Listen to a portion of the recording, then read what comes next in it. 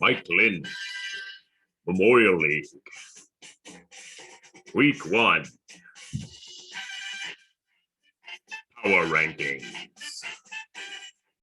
brought to you by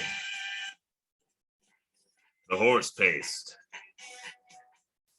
You'll probably still die from COVID, but at least your junk won't work right either. All right, guys, back in the saddle for another round of power rankings, and it was an exciting week 1. Let us get right to it and talk about the results.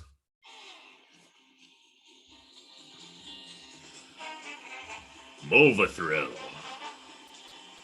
cruises to victory over Homies, 66-51.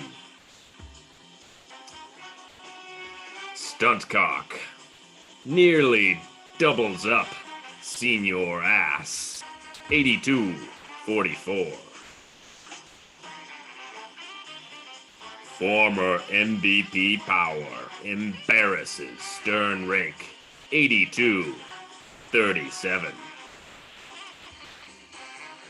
Juchi's Giant Jocks went to the butcher, purchased a very large salami, and smacked Weapons of Matt's Distraction upside the head with it, 107-68. Team Mangravy avoided the mess at the back door, beating yesterday's corn, 62-49. And finally, Tommy's Terminators gets by Tuckfest, 79-67.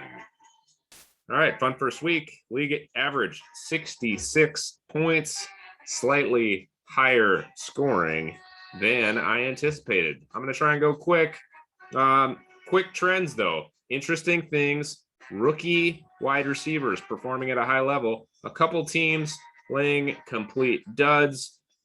Some early first rounders and keepers laying eggs, but it's week 1. I don't think we can draw too many conclusions, but even so, we got to rank you. Here's the standings. They don't matter. It's been a week. Here are the power rankings according to the site. Seems to just be a ranking of points scored, which is not necessarily how we do it. So anyway, let's take a look at what I think. Number 12, we have the Homies. Homies are 0-1. Did not have the lowest score in the league as I predicted, but I still think a trade is necessary to make this team more competitive. Things I liked. Dak looked amazing. Jamar Chase shaking off the preseason drops. Things I didn't like. I would say that was a less than stellar performance from Derrick Henry. And I love Kyle Pitts, but he's coming along pretty slow. Number 11, Stern Rake. Also 0-1, scored like 37 points. Ronald Jones got benched for fumbles. Hey, Christian McCaffrey looked good. Justin Herbert, the results weren't there from a fantasy standpoint, but obviously had a very good game. Justin Jefferson got jobbed and kept out of the end zone, and then you were otherwise torpedoed by an embarrassing Packers performance when you had 3 Packers in your starting lineup. The reason I moved you down so much is that I look at obviously I think you're going to get a bounce back from Devontae Adams. You'll probably get some points from Robert Tonyan going forward. But looking at the bench, I just don't see a lot of plug and play options outside of maybe Gronk if he can't. But I don't know how repeatable that performance was. So that's why you're number 11. Number 10, yesterday's corn. 0-1. Nuke had a good game. Godwin better than expected to. Not so much from Saquon. Chris Carson couldn't find the end zone, and Aaron Rodgers absolutely sucked left hind tit. So, and again, this is more of a depth concern. I guess I do understand why Cooper Kupp wasn't in your starting lineup. To me, I'm not starting Barkley until he proves that he's going to be reliable. One other thing, a pleasant surprise, Sterling Shepard, he has a nice little streak going of being a wide receiver 2 or better. He might be someone that you could turn into running back depth. I'm not sure. So you're number 10. Number 9, former MVP Power. You won this week. You scored 82 points. You might be wondering why you're ranked so low. I just don't see that performance as repeatable week in and week out. Obviously, Mahomes will continue to do big things, but I think Marvin Jones scored, Corey Davis scored twice, Robbie Anderson scored on his lone target. So everything came up Millhouse for you. I'm not sure that happens again. And then you lose Mostert for the season. And so your best option week in, week out appears to be playing 4 wide receivers. Although, even though the Bears sucked, once Fields gets on the field, I think Kmet might give you more lineup flexibility. Josh Jacobs, split time. You got the 2 Raiders running backs. I think that is a shit sandwich. So that's why you're 9th. Number 8, Team Mangravy. You also won. Kyler looked great, but James Robinson got outsnapped by Carlos Hyde. Debo, I don't remember if it's 2 E's or 1, but either way, he was a pleasant surprise. I'm afraid that Galladay might be the second best receiver on his team, and they are a bad team that probably can't support 2 fantasy starters. So this is why, even though winning, I have you at number 8. Oh, another positive, Devontae Smith, and that connection with my man Jalen Hurts could be good things. And then DeAndre Swift, lots of targets. He had about the ideal game flow situation. So we shall see if a game, and I think they'll be behind a lot. So you should continue to catch the ball. Number 7, Senior Ass. 0-1, second lowest points for the week. But I don't see Aaron Jones laying that kind of dud again. Mike Evans, I am concerned about. Terry McLaurin, I am concerned about because now they have a change at quarterback. They only threw the ball like 22 times. And I happen to like Taylor Heineke. I don't think there's a big drop off from him to Fitzy, but with Fitzy, you can throw a lot and you're risking some turnovers and whatnot. But with Heineke, they're going to throw less and probably play more conservative. Other concerns here is healthy scratch for Trey Sermon. And I just see rookies up and down this lineup. And that's great if this is a dynasty league, but it's a keeper league. So those guys need to hit sooner than later. Number 6, Tuckfest. I think I moved you down 1 spot from last week. He scored right above league average. Najee had 100% of the snaps. Both AJ and Antonio Brown had good games. Tyreek, I'm an idiot. He's dominant. You're smart. I'm stupid. Everybody already knows all that. Mark Andrews didn't see the ball that much. I didn't think Lamar looked that great, even though the broadcast, the TV guys were saying how much better he was and how improved he was. I didn't necessarily think I wasn't wowed by his play from the pocket.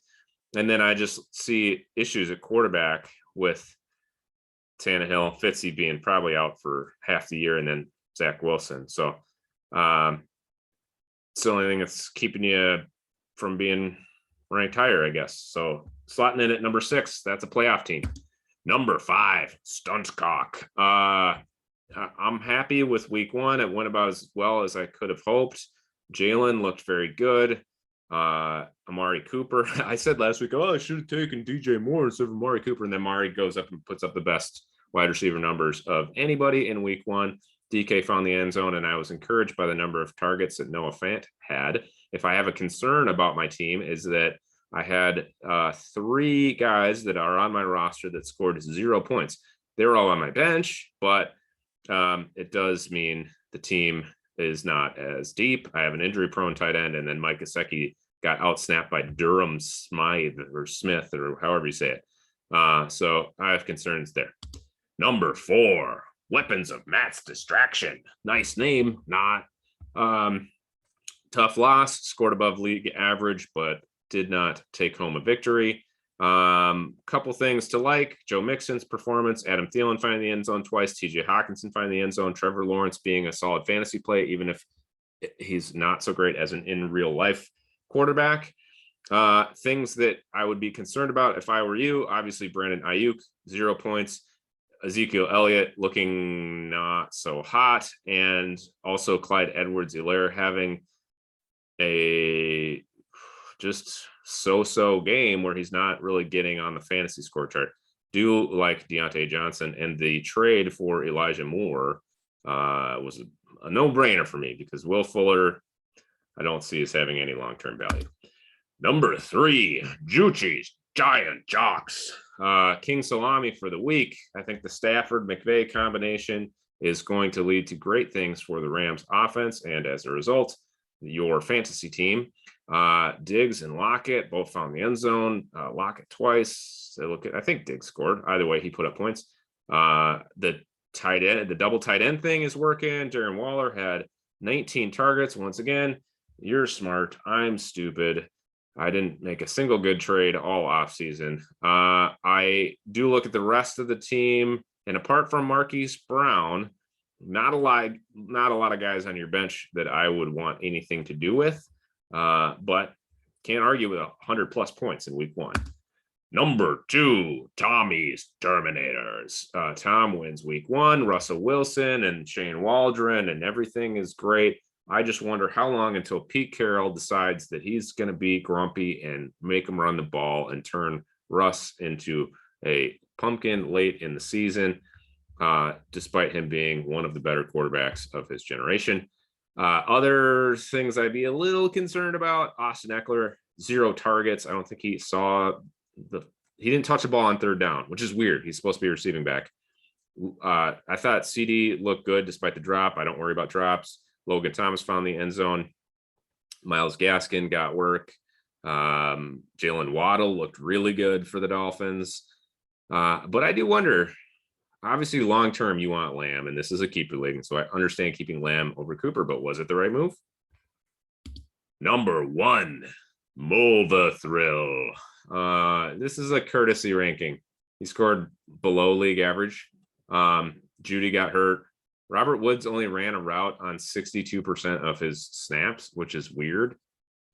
He's supposed to be a good wide receiver that gets used, but you won, and Nick Chubb scored twice, and you still have Alvin Kamara and all that. So there you are, number 1.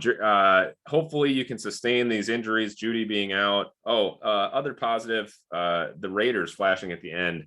I was just ripping them all night and how stupid and archaic their offense is, and then they explode in the 4th quarter and overtime with like 260 yards and passing and multiple touchdowns. So I just don't know anything about football, I guess.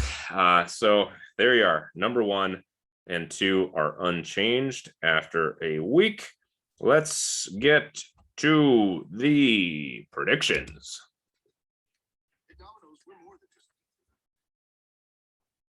As soon as this ad stops playing and I can cue the music,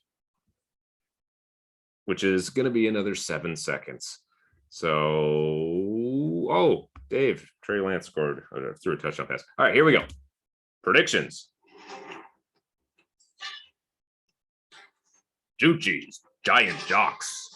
Squeaks by Mova Thrill by just the tip, 77-76.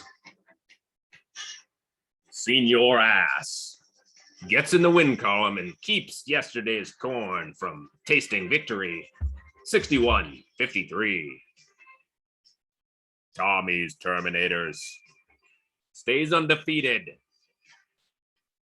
narrowly escaping a tough matchup with Stern Rake, 61-59. Weapons of Matt's Distraction, nice name, not,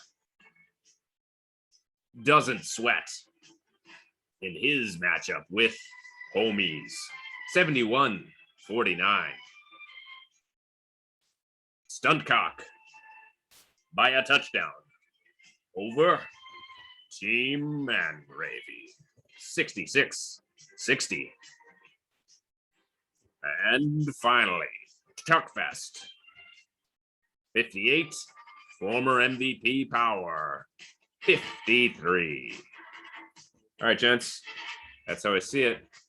That's it for week 1 power rankings. Good luck to everyone this week except Blue. Bye-bye.